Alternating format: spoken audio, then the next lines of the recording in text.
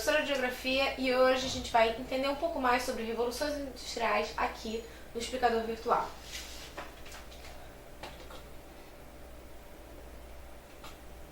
Bom, na última aula a gente tinha visto um pouco mais sobre a primeira Revolução Industrial. Como ela vai acontecer, de que forma ela vai acontecer, e a gente vai estudar um pouco mais sobre a segunda Revolução Industrial.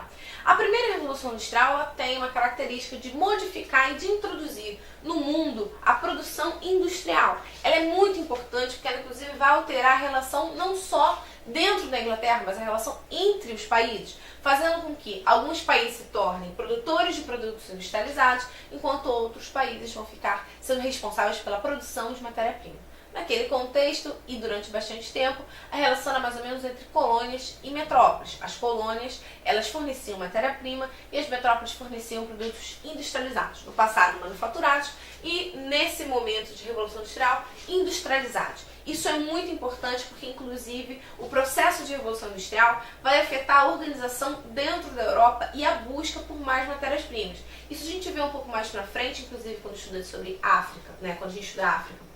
Estudar a Ásia, a gente vai ver que esse tipo de revolução vai influenciar, inclusive, na expansão da Europa em busca de mais mercados e produção de matéria-prima. Então, vai impulsionar um novo processo de colonização no mundo, depois da colonização da América. Bom, isso é um pouco de história, mas é importante para a gente ter a dimensão do como uma alteração no modo de produção pode afetar toda a organização mundial.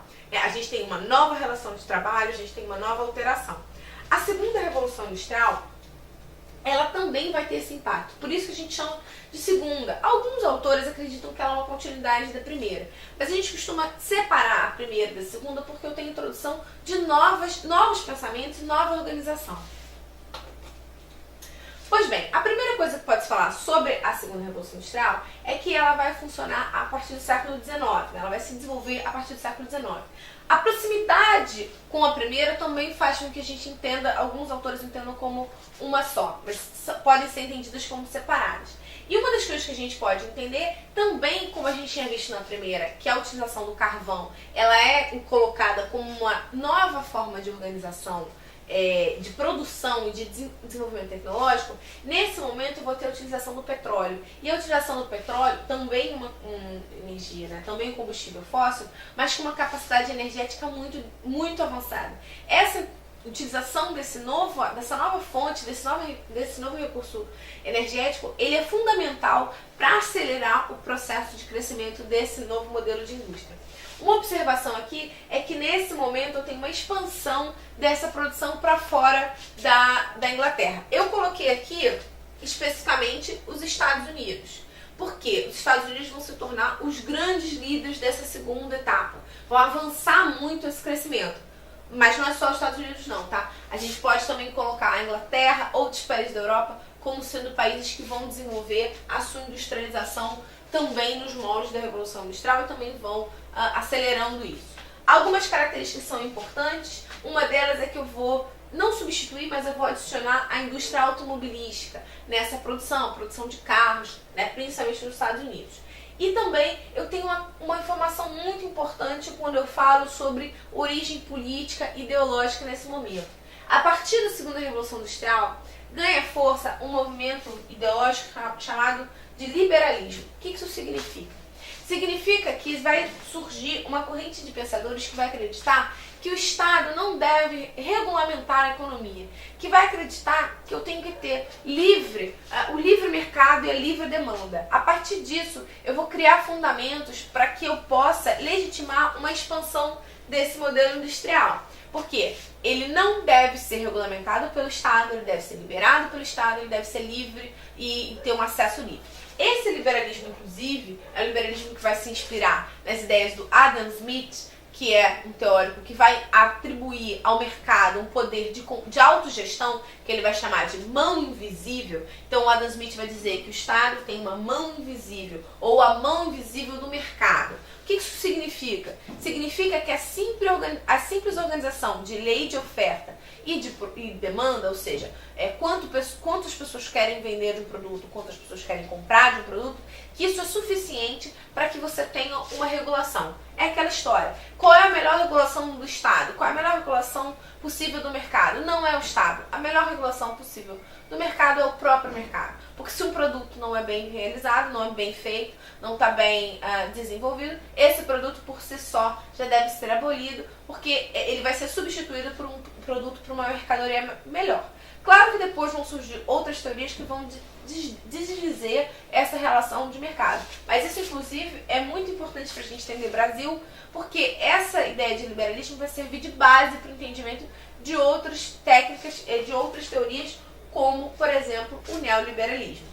Esse é um momento importante para a adoção de uma nova forma de organização, é muito importante para a expansão, mostra que a gente tem a formulação de um modelo industrial por todo o mundo, por isso a sua importância.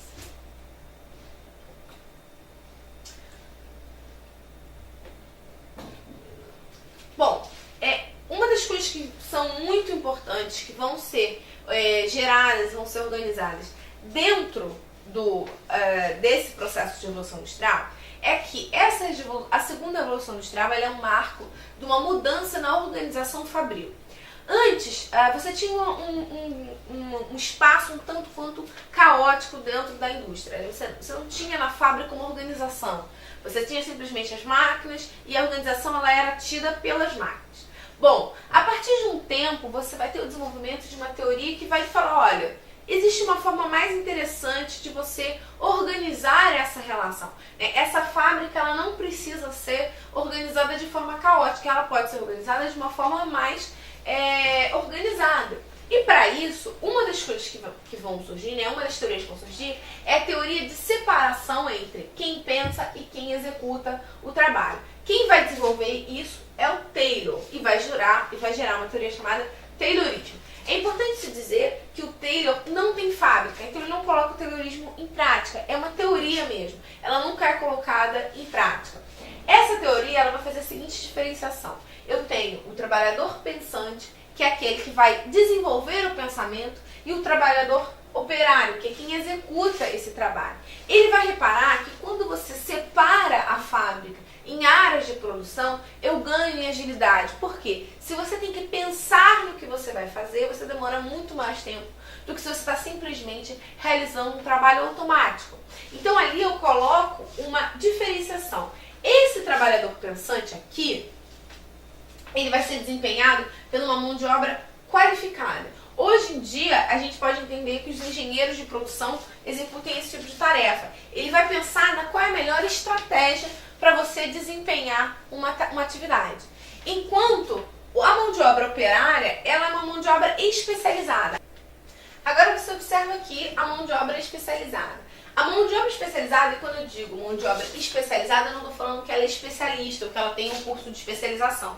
Eu quero falar que ela sabe desempenhar apenas uma tarefa, apenas uma função. Ela é especialista em fazer uma atividade. Então, por exemplo, se eu tenho uma fábrica de sapato, eu tenho um funcionário que ele sabe colar a sola de sapato. Essa é a atividade dele. Ele é especialista em fazer aquilo. Ele só desempenha aquela função. Ele não sabe como se organiza todo o processo de produção do sapato. Ele não sabe fazer um sapato. Ele sabe colar a sola de sapato. Enquanto que a mão de obra pensante, qualificada, vai desempenhar qual é a melhor maneira de fazer aquele sapato, aonde eu vou organizar aquela fábrica, de que maneira eu posso aumentar a produtividade daquela fábrica. É importante fazer uma observação aqui. Esse modelo do Taylorismo, ele já vai começar, na verdade, ele vai aprofundar uma relação que é complicada, onde o trabalhador fica cada vez mais refém da burguesia ou dos donos dos meios de produção. Porque se antes o trabalhador da manufatura conhecia o modo de organização da fábrica,